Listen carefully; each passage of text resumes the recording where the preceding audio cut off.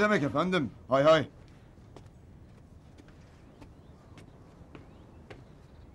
Telefon Şero Ağa. Ankara'da. Efendim? Şero, insanlar yaşlandıkça çocuklaşırmış. Çocuk gibisin Şero. Küs olmak, küs kalmak yakışır mı sana? Ankara sensiz olmaz. Zaten kendin de istemiyordun İstanbul'a belediye başkanı olmayı. Hepiniz benimle dalga geçtiniz. Çocuklarımın acısı dinmeden İstanbul'a gönderdiniz. Sonra da durum ortada. Şimdi de bana çocuk diyorsun. Çocuk olmasaydım bu hale gelir miydim? Ama çocuk dediğiniz bu adam bundan sonra bildiğini okuyacak. Bak Şero, keskin sirke küpüne zarar verir. Barajların temelini ben attım. Madenleri işletmeye ben açtım. Özelleştirmeyi ben başlattım. Yaptıklarını kendi şahsına kullanmaya çalıştın Şero. Unutma. Şimdi bunlara karşılık petrol kuyularına ortak olacaksın. Her açılan petrol kuyusu... Ben artık oyuna gelmem. Beni unutun. Dostça ayrılalım. Azad'ın arkadaşlarına çok az ceza vermişler ağam. Bana müjde mi veriyorsun maşallah? Olur mu ağam? Olup biteni sana söylemek görevimdir. Bir tane dostum yok. 1000 tane düşmanım var. Sizler de benim düşmanımsınız. He. En büyük düşmanım sizsiniz.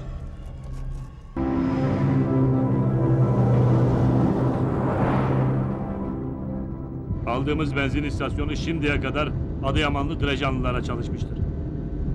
Biraz pahalı olduysa da değdi. Baraj ihalelerini bana kaybettirebilirler. Ama petrol kuyularını asla.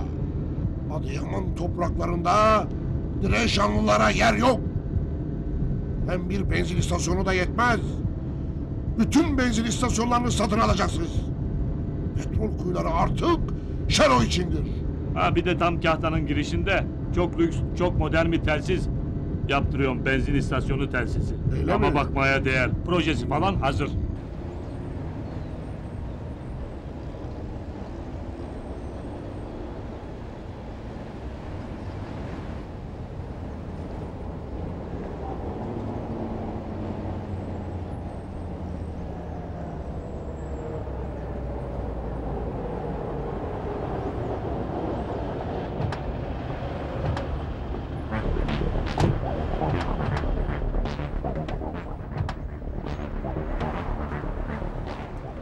Kahtalılar der ki, Şero şimdiye kadar neredeydi?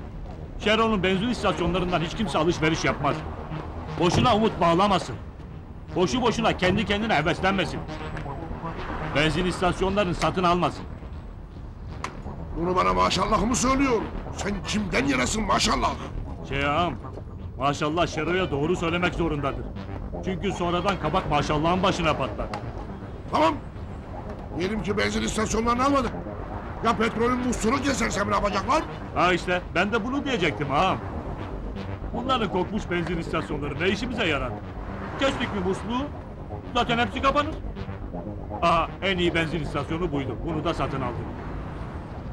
Düşüneyim de Mapus'taki Azat bizim Kahta'ya el attığımızı duyarsa bu sefer nasıl kurtulur bileyim mi ağam?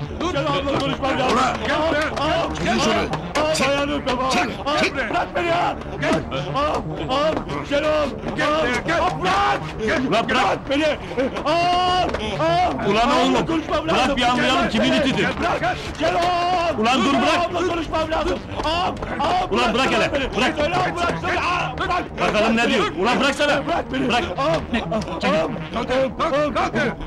Bırak! Kimsin lan sen? Ben seni hiç Adıyaman'da Direcan'da görmedim. Adıyaman Direcanlarındanım ağam. Diricanlar dedemin köyüne kondular. Çoban büyüdüm kapılarında. Hadi git. Sonra gel. Bak buralara geldiğinde de beni gör sadece. Sakın seni kimse görmesin. Gel beni gör. Nerede göreceğim? Gözün kör mü? Aha işte burada göreceksin. Hadi şimdi git. Şimdi git. Kimse görmesin seni. Tamam. Buraya geldiğini görmesin. Ulan gözüm bunu pek ısırmadı ama... Neyse.